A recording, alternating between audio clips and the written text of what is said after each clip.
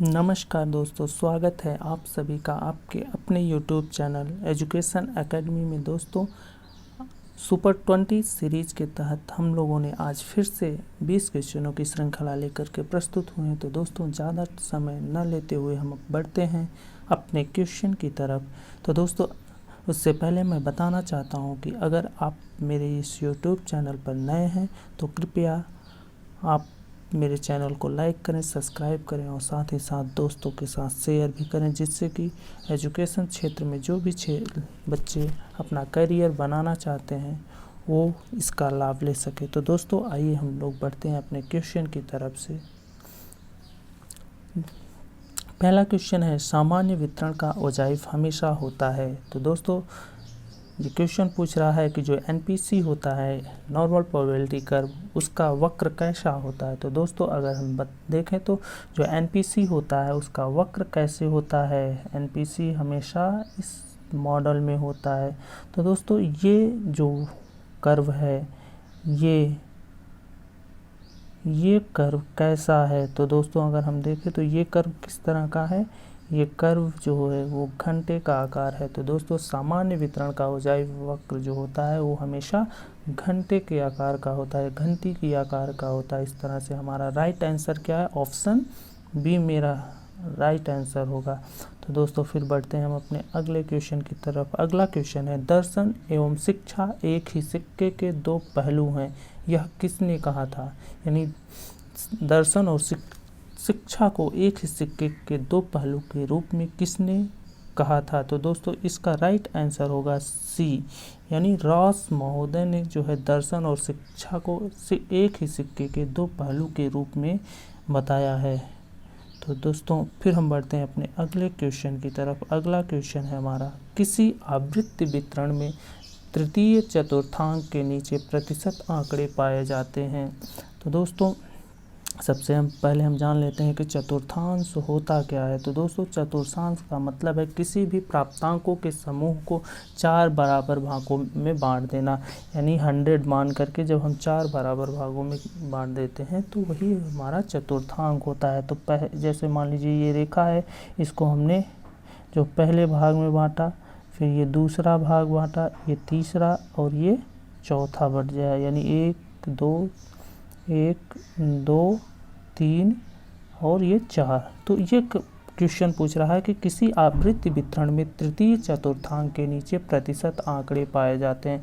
तो तृतीय चतुर्थांक यानी ये पहला चतुर्थांक, ये दूसरा, ये तीसरा।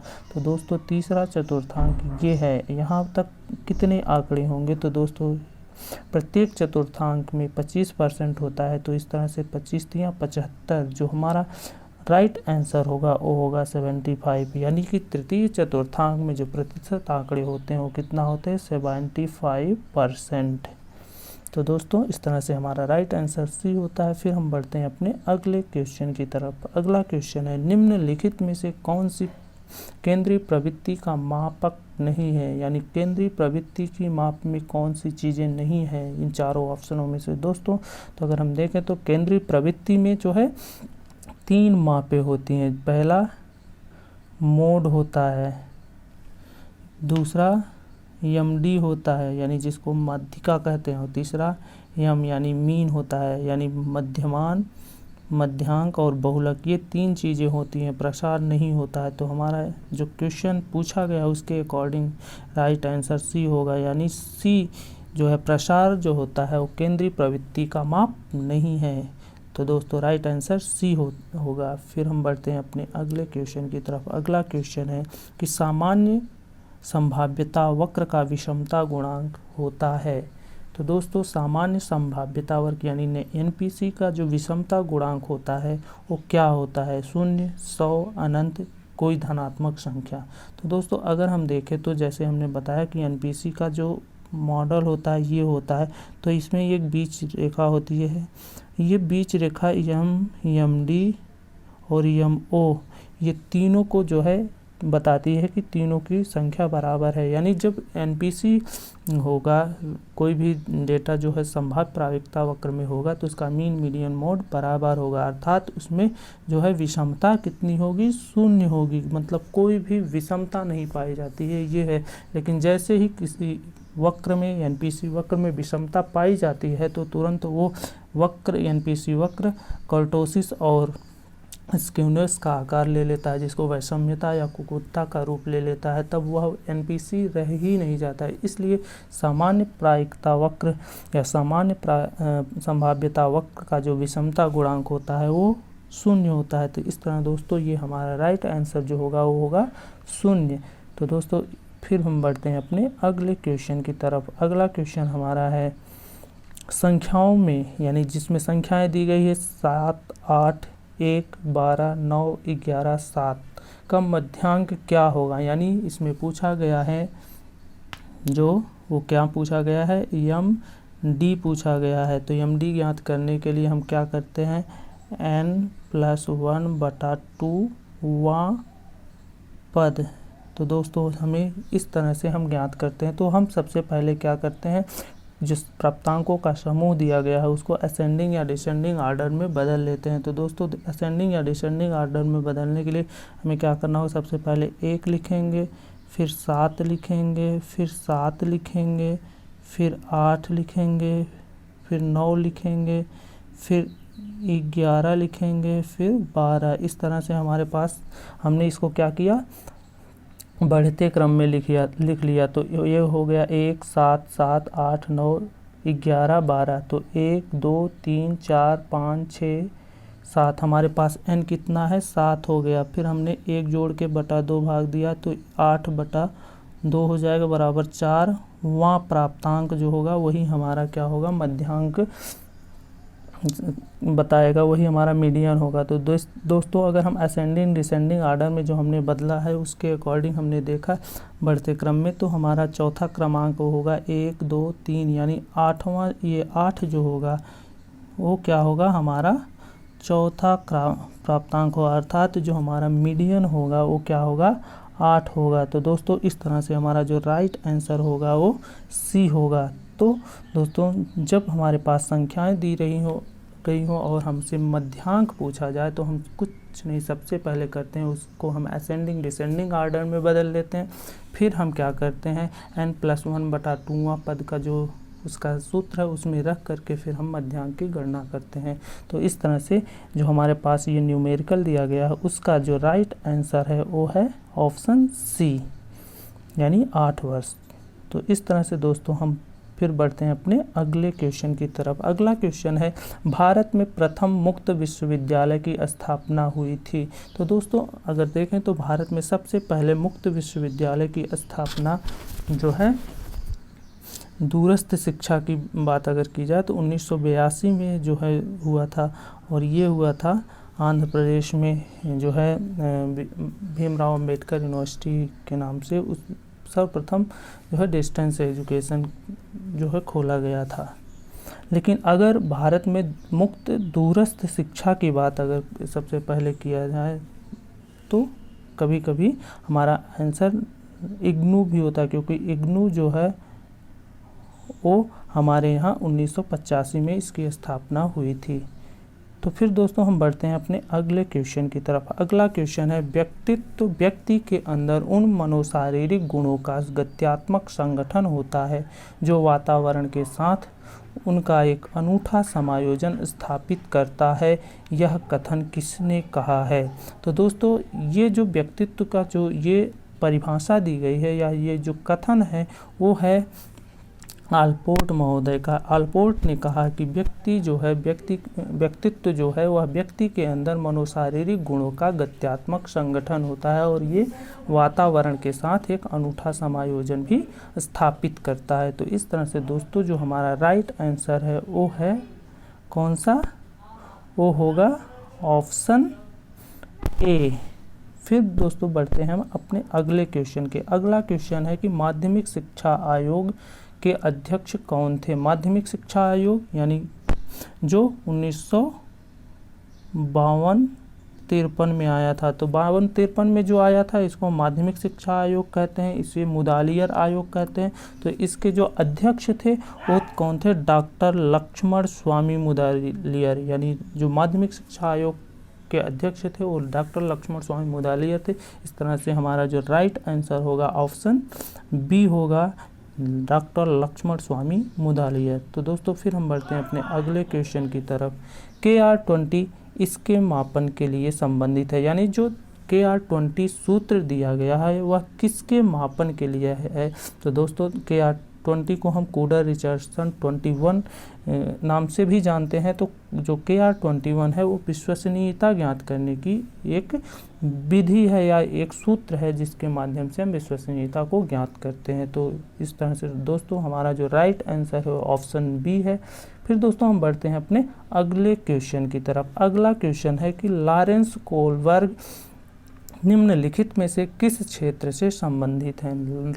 लॉरेंस जो कोहलबर्ग हैं या कोहलबर्ग हैं, ये जो है नैतिक विकास से संबंधित है, अर्थात हमारा जो राइट आंसर होगा वो ऑप्शन नंबर सी होगा, जिसमें उन्होंने नैतिक विकास की बात कही थी। यानी कोहलबर्ग ने नैतिक विकास को मुख्यतः 3 भागों में बांटा है और साथ ही साथ फिर इस 3 भागों को हमने 6 वर्गों में विभाजित कर दिया है। तो जो ये नैतिक विकास की विभिन्न अवस्थाएं हैं। फिर दोस्तों हम बढ़ते हैं अपने अगले क्वेश्चन की तरफ। अगला क्वेश्चन जो हमारा है वो है सर्व शिक्षा अभियान प्रारंभ हुआ था। तो दोस्तों सर्व शिक्षा अभियान जो हमारा है वो जनवरी 2001 में जो है शुरू किया गया था और इसका लक्ष्य रखा गया था कि हम जो है 2010 तक जो है सभी बच्चों को 6 से 14 वर्ष की अनिवार्य शिक्षा हम प्रदान कर देंगे। तो दोस्तों सर्व शिक्षा अभियान का जो प्रारंभ हुआ था वो 1 जनवरी 2001 से, यानी ऑप्शन नंबर ए इसका राइट है। फिर दोस्तों बढ़ते हैं हम अपने अगले क्वेश्चन की तरफ। अगला क्वेश्चन है प्रासंगिक अंतर्बोध परीक्षण में कुल कितने कार्ड होते हैं? यानी प्रासंगिक अंतर्बोध TAT थीमेटिक अपरसेप्शन टेस्ट इसको कहा जाता है। दोस्तों यह व्यक्तित्व के मापन के लिए होता है और व्यक्तित्व मापन के लिए यह एक प्रक्षेपीय विधि है जिसको हम प्रोजेक्टिव टेक्निक कहते हैं। और इसके अंतर्गत दोस्तों जो है 31 कार्ड होते हैं। कितने कार्ड होते हैं? 31 कार्ड होते हैं, जिसमें से 30 कार्ड जो होते हैं वो किसी न किसी चित्र, उस पर कोई ना कोई चित्र बना होता है और एक कार्ड जो होता है पूरी तरह से ब्लैंक होता है। इस तरह से जो है प्रासंगिक अंतर्बोध परीक्षण में जो है 31 कार्ड होते हैं। तो इस आधार पर हमारा जो राइट आंसर होगा वो कौन सा होगा? ऑप्शन बी 31 कार्ड होते हैं। तो दोस्तों इस तरह से फिर हम बढ़ते हैं अपने अगले क्वेश्चन की तरफ। अगला क्वेश्चन है कि ग्रामीण विश्वविद्यालयों की संस्तुति निम्नलिखित में से किसने दी?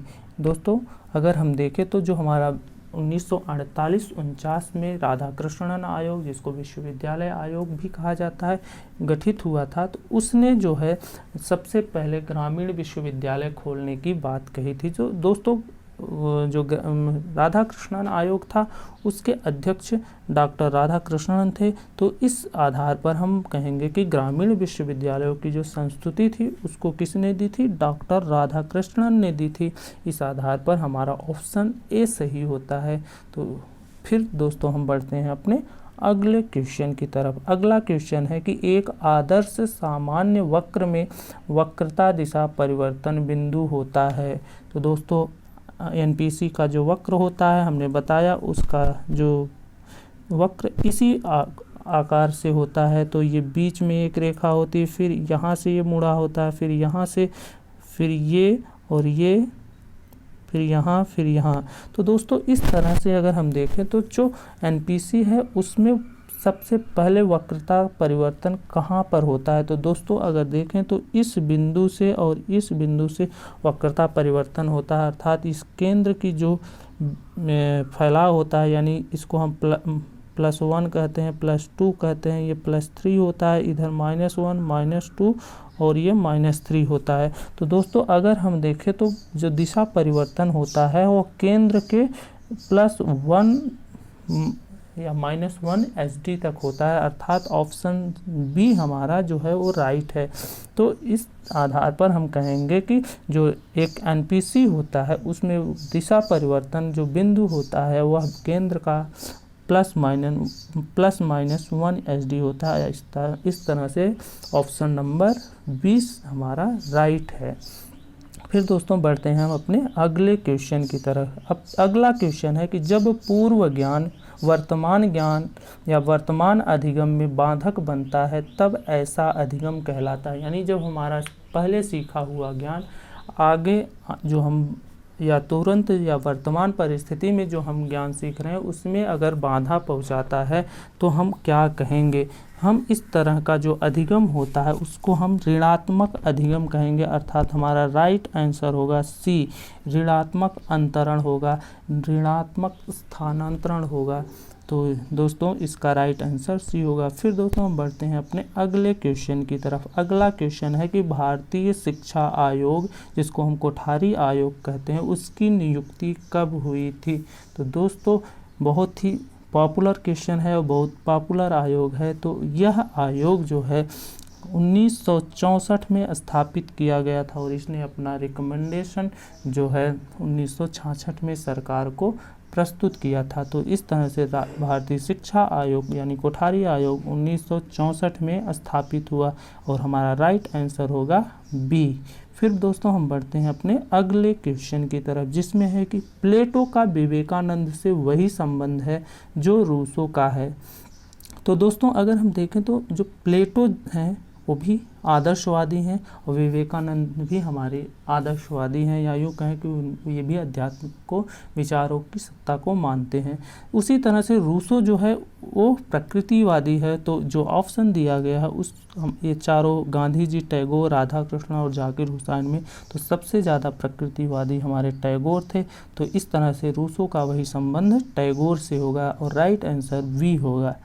फिर दोस्तों बढ़ते हैं हम अपने अगले क्वेश्चन की तरफ। अगले क्वेश्चन में है कि निम्नलिखित में से कौन सा प्रकार अरविंद के शैक्षिक योगदान का प्रतिनिधित्व करता है। यानी अरविंद ने अपनी जो शैक्षिक उन्होंने शिक्षा में जो योगदान दिया है या उनका शिक्षा का जो उद्देश्य था वो क्या था। तो दोस्तों अरविंद का जो शैक्षिक दर्शन था या शिक्षा का जो उद्देश्य था वह मानव निर्माण के लिए शिक्षा था, अर्थात ऑप्शन नंबर सी सही है, राइट है। तो ये मानव निर्माण की शिक्षा की बात करते थे दोस्तों।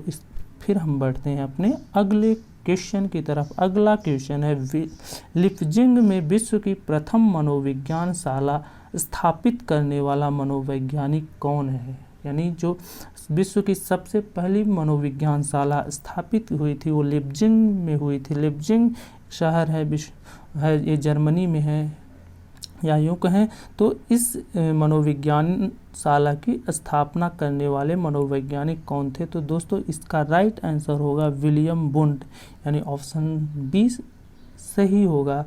और विलियम वुंट ने ही सबसे पहली मनोविज्ञानशाला स्थापित करने का उनको श्रेय है। तो दोस्तों इस तरह से आज के ये हमारे 20 क्वेश्चन हमने आपके सामने रखा। तो दोस्तों अगर कहीं भी किसी क्वेश्चन में आपको लगे कि हमने गलत बताया है तो ज़रूर आप कमेंट करें और उसमें हम सुधार करेंगे। तो इस तरह से दोस्तों आप हमारे चैनल पर बने रहिए। हम आपको डेली जो है शिक्षा से रिलेटेड नए नए क्वेश्चन आपसे हम के सामने लाएंगे, जिससे कि आप जो है एजुकेशन पर अपनी पकड़ को और मजबूत कर सकें। और दोस्तों आज के लिए बस इतना ही, धन्यवाद। हाँ एक बात कहेंगे कि अगर आप हमारे चैनल पर जो है नए हैं तो प्लीज़ लाइक करें, सब्सक्राइब करें और साथ ही साथ शेयर करें। धन्यवाद।